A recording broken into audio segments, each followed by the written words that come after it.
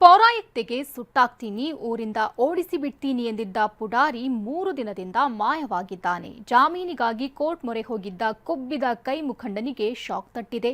ಇನ್ನೊಂದು ಕಡೆ ಸಿಎಂ ಸಿದ್ದರಾಮಯ್ಯ ತವರು ಜಿಲ್ಲೆಯಲ್ಲೇ ಮಹಿಳಾ ಅಧಿಕಾರಿಗೆ ಧಮಕಿ ಹಾಕಲಾಗಿದೆ.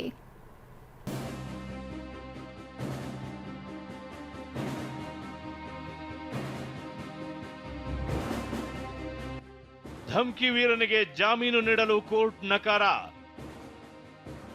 ಕೈ ಮುಖಂಡನ ಬಂಧನಕ್ಕೆ ಅಡ್ಡಿಯಾಗಿದ್ದಾರಾ ಸಚಿವ? ಚಿಕ್ಕಬಳ್ಳಾಪುರ ಜಿಲ್ಲೆ ಶಿಡ್ಲಘಟ್ಟ ನಗರಸಭೆ ಪೌರಾಯುಕ್ತೆ ಅಮೃತ ಗೌಡಗೆ ಧಮಕಿ ಹಾಕಿ ಎಸ್ಕೇಪ್ ಆಗಿರುವ ಕಾಂಗ್ರೆಸ್ ಮುಖಂಡ ರಾಜೀವ್ ಗೌಡ 3 ದಿನವಾದರೂ ಪತ್ತೆಯಾಗಿಲ್ಲ. ಮೊನ್ನೆ ವೀರಾವೇಶದ ಮಾತನಾಡಿದ್ದ ರಾಜೀವ್ ಗೌಡ ಕೇಸ್ ದಾಖಲಾಗ್ತಿದ್ದಂತೆ ಬಾಲ ಮುದುರಿಕೊಂಡು ಎಸ್ಕೇಪ್ ಆಗಿದ್ದಾನೆ. ಇದರ ನಡುವೆ ನಿರೀಕ್ಷಣಾ ಜಾಮೀನಿಗಾಗಿ ರಾಜೀವ್ ಗೌಡ ಪರ ವಕೀಲ ಶಿವಶಂಕರ್ ರೆಡ್ಡಿ ಕೋರ್ಟ್ಗೆ ಅರ್ಜಿ ಸಲ್ಲಿಸಿದ್ರು. ಚಿಕ್ಕಬಳ್ಳಾಪುರದ 2ನೇ ಜಿಲ್ಲಾ ಅಪರ ಸತ್ರ ನ್ಯಾಯಾಲಯಕ್ಕೆ ಅರ್ಜಿ ಸಲ್ಲಿಸಿದ್ರು.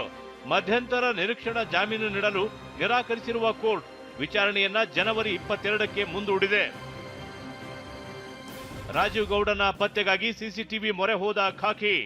ರಾಜೀವ್ ಗೌಡನ ಬಂಧನಕ್ಕೆ 3 ತಂಡ ಮಾಡಿಕೊಂಡಿರುವ ಪೊಲೀಸರು ಬೆಂಗಳೂರಿನಲ್ಲಿ ಸಿಸಿಟಿವಿ ಆಧರಿಸಿ ಶೋಧ ನಡೆಸುತ್ತಿದ್ದಾರೆ. ಬೆಂಗಳೂರಿನ ಇಂದಿರಾನಗರದಲ್ಲಿ Rajeev Gowda phone switch off ಆಗಿದ್ದು ಅದೇ ಏರಿಯಾದಲ್ಲೇ ಶೋಧ ಆಗ್ತಿದೆ. ವಿಷಯ ಅಂದ್ರೆ ರಾಜೀವ್ ಗೌಡನನ್ನ ಬಂಧಿಸದಂತೆ ರಾಜ್ಯದ ಪ್ರಭಾವಿ ಮಂತ್ರಿ ಪೊಲೀಸರ ಮೇಲೆ ಒತ್ತಡ ಹಾಕಿರುವ ಆರೋಪ ಕೇಳಿಬಂದಿದೆ. 15 ಕೋಟಿ ಮೌಲ್ಯದ ಭೂಮಿ ಕಬಳಿಸಿದ್ರ ರಾಜೀವ್. ಧಮ್ಕಿ ಕೇಸ್ನಿಂದ ರಾಜೀವ್ ಗೌಡನ ಅಸಲಿಯತ್ತು ಬಯಲಾಗ್ತಿದ್ದಂತೆ ಒಂದೊಂದೇ ಅಕ್ರಮಗಳು ಕೂಡ ಹೊರಬರ್ತಿವೆ. ಬೆಂಗಳೂರು ಪೂರ್ವ ತಾಲೂಕಿನ ಬೊಮ್ಮೇನಹಳ್ಳಿಯಲ್ಲಿರುವ 15 ಕೋಟಿ ಮೌಲ್ಯದ 1 ಎಕರೆ 18 ಗುಂಟೆ ಭೂಮಿ ರಾಜೀವ್ ಗೌಡ ಕಬಳಿಸಿದ್ದಾನೆ ಅಂತ ಆಶಾಲತಾ ಅನ್ನೋರು ಆರೋಪಿಸಿದ್ದಾರೆ. ನಮ್ಮ ತಾತ ನನಗೆ ಗಿಫ್ಟೆಡ್ ಜಮೀನ್ ಮಾಡಿದ್ರು. ಅವಾಗ ಇನ್ನೂ ಖಾತಾ ಆಗಿರ್ಲಿಲ್ಲ ಸರ್. ಈತ ಬಂದು ಖಾತಾ ಮಾಡಿಸ್ಕೊಡ್ತೀನಿ ಅಂತ ಕರ್ಕೊಂಡೋಗಿ ಸಬ್ ರಿಜಿಸ್ಟರ್ ಆಫೀಸ್ಗೆ GPA ಮಾಡಿಸ್ಕೊಂಡು ಮತ್ತೆ ಅಗ್ರಿಮೆಂಟ್ ಮಾಡಿಸ್ಕೊಂಡಿರ್ತಾನೆ ಸರ್. ಇದು ನನಗೆ ಗೊತ್ತಿರಲ್ಲ.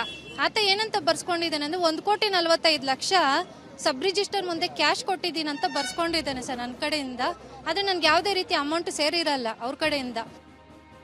ಇನ್ನು ಮಂಡೂರಿನ ಸುತ್ತಮುತ್ತ ಜನರಿಗೆ ಈತ ಮಾಡಿರುವ ವಂಚನೆಯ ಬಗ್ಗೆ ಭಿತ್ತಿ ಪತ್ರ ಮಾಡಲಾಗಿದ್ದು ಶಿಡ್ಲಘಟ್ಟದಲ್ಲಿ ವಿತರಿಸಲಾಗ್ತಿದೆ. ಇದರ ನಡುವೆ ಹಲವು ಸಂಘಟನೆಗಳು ಪೌರಾಯುಕ್ತರ ಕಚೇರಿಗೆ ತೆರಳಿ ಅಮೃತಾಗೆ ಧೈರ್ಯ ತುಂಬುವ ಕೆಲಸ ಮಾಡಿವೆ. ರೇಷ್ಮೆ ಸೀರೆ, ಬಳೆ, ಅರಿಶಿನ ಕುಂಕುಮ ಸೇರಿದಂತೆ ಬಾಗಿನ ಕೊಟ್ಟು ಬೆಂಬಲಕ್ಕೆ ನಿಂತಿದ್ದಾರೆ. ಜನರ ಪ್ರೀತಿ ಕಂಡು ಅಮೃತ ಭಾವುಕರಾದ್ರು. ಸಿಎಂ ತವರಿನಲ್ಲೂ ಮಹಿಳಾ ಅಧಿಕಾರಿಗೆ ಧಮಕಿ. ಇದರ ನಡುವೆ ಮುಖ್ಯಮಂತ್ರಿಗಳ ತವರು ಮೈಸೂರಿನಲ್ಲೂ ಮಹಿಳಾ ಅಧಿಕಾರಿಗೆ ಧಮಕಿ ಹಾಕಲಾಗಿದೆ. ಸಿದ್ದರಾಮಯ್ಯ ಪ್ರತಿನಿಧಿಸುವ ವರುಣಾ ಕ್ಷೇತ್ರ ವ್ಯಾಪ್ತಿಯ ಗುಡಮಾದನಹಳ್ಳಿಯಲ್ಲಿ ನಿಮಾನ್ಸ್ ರೀತಿಯ ಆಸ್ಪತ್ರೆ ನಿರ್ಮಾಣಕ್ಕೆ ಸಿಎಂ ಮುಂದಾಗಿದ್ದಾರೆ. ಹೀಗಾಗಿ ಅಧಿಕಾರಿಗಳು ಭೂ ಸ್ವಾಧೀನ ಆರಂಭಿಸಿದ್ದಾರೆ. ಡಿಸೆಂಬರ್ 31ರಂದು ಭೂ ಸ್ವಾಧೀನಕ್ಕೆ ಹೋಗಿದ್ದಾಗ ಗ್ರಾಮದ ಪುಟ್ಟಸ್ವಾಮಿ ಎಂಬಾತ ಗ್ರಾಮದ ಆಡಳಿತಾಧಿಕಾರಿ ಜಿ ಭವ್ಯ ಅವರಿಗೆ ಅವಾಚ್ಯ ಪದಗಳಿಂದ ನಿಂದಿಸಿದ್ದಾನೆ. ಚಿಕ್ಕಬಳ್ಳಾಪುರದಿಂದ ಭೀಮಪ್ಪ ಪಾಟೀಲ್ ಜೊತೆ ರಾಮ್, TV9 ಮೈಸೂರು.